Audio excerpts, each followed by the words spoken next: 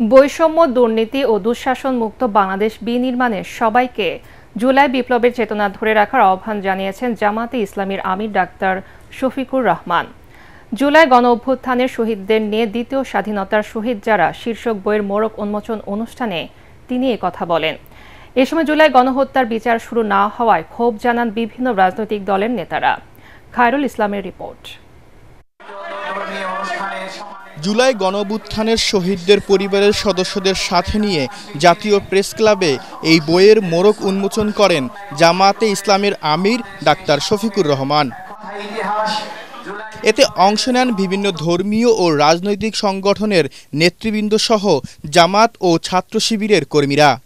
এ সময় অনতিবিলম্বে জুলাই গণহত্যার দায়ে পতিত স্বৈরাচার আওয়ামী লীগের দ্রুত বিচার দাবি করেন বিভিন্ন রাজনৈতিক দলের নেতারা। ফ্যাসিবাদ যেন বাংলাদেশে কোনোভাবে প্রবেশ করতে না পারে, মাথা তুলে দাঁড়াতে না পারে, সকল রাজনৈতিক দলকে স্পষ্ট বার্তা দিতে চাই, যাদের কাঁধে ভর করে অথবা যাদের কথা আশকারা পেয়ে আওয়ামী লীগ এবং তার দোসররা বাংলাদেশের রাজনীতিতে পুনর্বাসিত হওয়ার চেষ্টা করবে, তাদেরকে আমরা রুখে দাঁড়াবো ইনশাআল্লাহ। মোড়ক উন্মোচন শেষে জামায়াতের আমির ডাক্তার শফিকুর রহমান বলেন, জুলাই বিপ্লবের চেতনা সবাইকে ধরে রাখতে হবে। যারা জীবন দিয়েছে তাদের দিকে তাকাইয়া বিপ্লবের সাথে অসঙ্গতিপূর্ণ এমন কোনো অপকর্ম মেহেরবানি কেউ করবেন না। যদি করেন শহীদদের আত্মা কষ্ট পাবে, তাদের রক্তের অপমান করা হবে।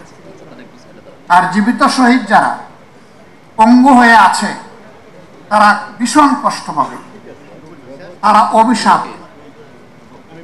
তারা মজলুম দেশবাসী অভিশাপ দেবে।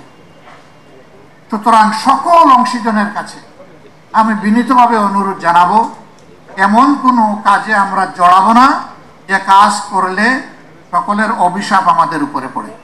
নতুন মোড়ক উন্মোচন হওয়া 10 খণ্ডের এই শহীদ স্মারকটি জাতীয় দলিল হিসেবে থেকে যাবে বলেও মন্তব্য করেন জামাতের এই শীর্ষ নেতা।